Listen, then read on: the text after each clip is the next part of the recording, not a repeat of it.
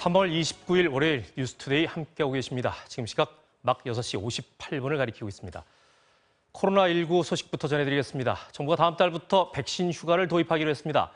코로나 확진자 수는 다시 400명 아래로 떨어질 것으로 보입니다. 정동욱 기자가 보도합니다. 코로나 백신을 맞고 나타날 수 있는 이상 반응은 근육통과 발열, 피로감 등입니다. 접종자 3명 중 1명꼴로 이로 인한 불편감을 느꼈고 1에서 2% 정도는 휴가를 쓰거나 의료기관을 찾을 정도로 아팠던 것으로 조사됐습니다.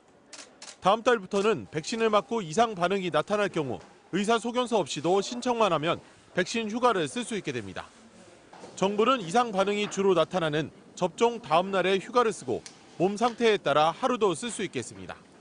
유급휴가 또는 병가 제도가 있는 경우 병가로 처리하는 것을 원칙으로 합니다. 접종 당일에 공가나 유급휴가 등을 적용할 것을 권고합니다. 다만 이상 반응 비율이 적은 데다 직종 간 형평성 문제가 불거질 수 있어 접종자 전체에 대해 일괄적으로 백신 휴가를 주는 건 필요하지 않다고 강조했습니다.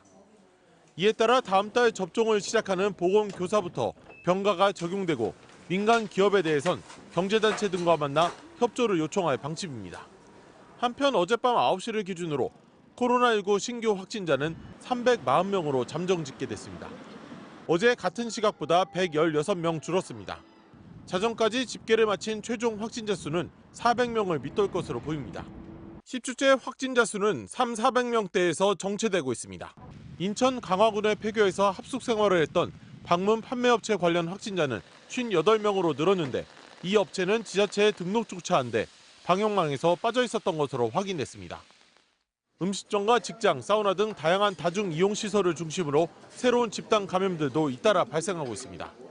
방역당국은 다음 달엔 봄맞이 여행 등 야외 활동이 증가하고 부활절 등 종교 행사도 예정돼 있어 다시 유행이 번질 위험이 있다며 기본적인 방역수칙을 지켜달라고 당부했습니다. MBC 뉴스 정동욱입니다.